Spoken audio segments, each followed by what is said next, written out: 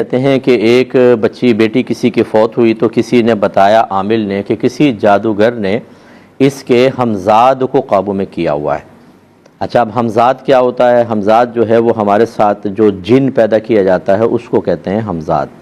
اس کی اور بھی کوئی توضیح تشریح کرے تو کرے۔ صحیح یہ ہے کہ نبی کریم صلی اللہ علیہ وسلم نے ارشاد فرمایا کہ جب بچہ پیدا ہوتا ہے تو اللہ تعالیٰ ہر بچے کے ساتھ ایک شیطان اور ایک فرشتے کو پیدا فرماتا ہے۔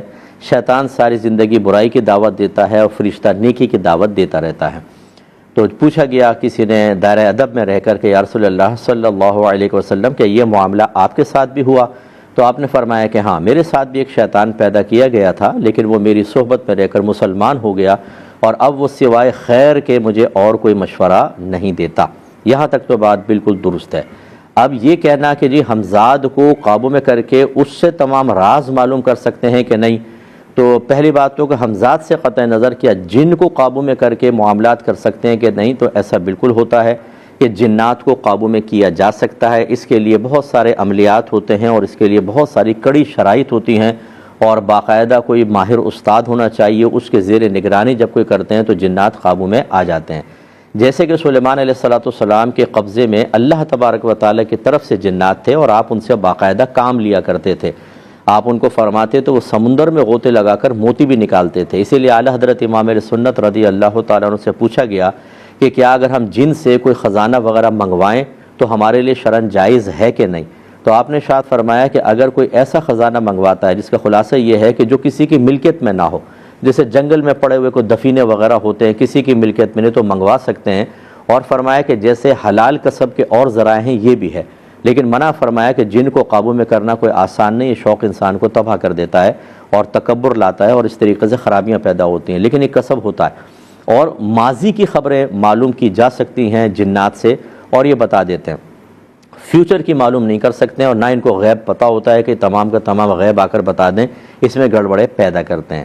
اب آ جائیں نفس سوال کے اوپر کہ ہمزاد کے قابو میں کر کے اور بچی کی جو پرائیویٹ زندگی تھی اس کے سارے وہ راز معلوم کر سکتا ہے؟ ایسا کچھ بھی نہیں ہے۔ اللہ تبارک و تعالیٰ اپنے بندوں کے رازوں کی حفاظت فرماتا ہے۔ نہ یہ ہمزاد عمومی طور پہ قابو میں آتے ہیں، عام جنات ہوتے ہیں جو ہمزاد کے علاوہ ہوتے ہیں۔ اگر کوئی یہ دعویٰ کر بھی دے کہ میں ہمزاد کو قابو میں کر لیتا ہوں تو بالکل کوئی جن ایسا نہیں ہے کہ اللہ تبارک و تعالیٰ کی اجازت کے بغیر کسی کی پرائیویسی کو ظاہر کر دے۔ اللہ پردہ رکھنے والا ہے اور اس کا وعدہ ہے وہ اپنے بندوں کے اوپر پردہ رکھے گا، اور نبی کریم صلی اللہ علیہ وسلم کی احادیث کے بھی بے شمار مضامین ایسے ہی موجود ہیں، تو کوئی گھبرانے کی ضرورت نہیں۔ اب سوال یہ پیدا ہوتا ہے کہ اس عامل کو کیسے پتہ چل گیا کہ ایک جادوگر نے ہمزاد کو قابو میں کیا ہے؟ یہ خدا را اس قسم کے عاملین سے جو اس قسم کی پوشیدہ خبریں دے کر جن پہ آپ مطلع نہیں ہو سکتے، اپنی ایک ہائپ بناتے ہیں، پھر آپ کو خوفزدہ کرتے ہیں، آپ کی نفسیات سے کھیلتے ہیں، آپ کی جیبوں کو خالی کرانے کی کوشش کرتے ہیں، یا کم از کم اتنا ہے کہ اپنا ایک اعتماد قائم کرنے کی کوشش کرتے ہیں کہ مان لیں کہ ہمارے پاس بہت کچھ ہے، اور کہتے ہیں ہم نے تو آپ سے کچھ پیسہ ایسا نہیں مانگا، ہم تو خالی خبر دے رہے ہیں۔ لیکن قلبی لحاظ سے کسی کو مسحور کر دینا، کسی کو مرعوب کر دینا، کسی کو مغلوب کر دینا، کسی کو مسخر کر دینا، یہ بھی اتنا حظ نفس پیدا کرتا ہے کہ انسان کہتا ہے کہ کچھ اور ملے نہ ملے، کم از کم یہ ایک میرا مرید سا تو بن جائے، اس کی آنکھوں میں تعجب پیدا ہو، یہ مجھے قابل قدر نگاہوں سے دیکھے، یہی حظ نفس پیدا کرنے کے لیے کافی ہے۔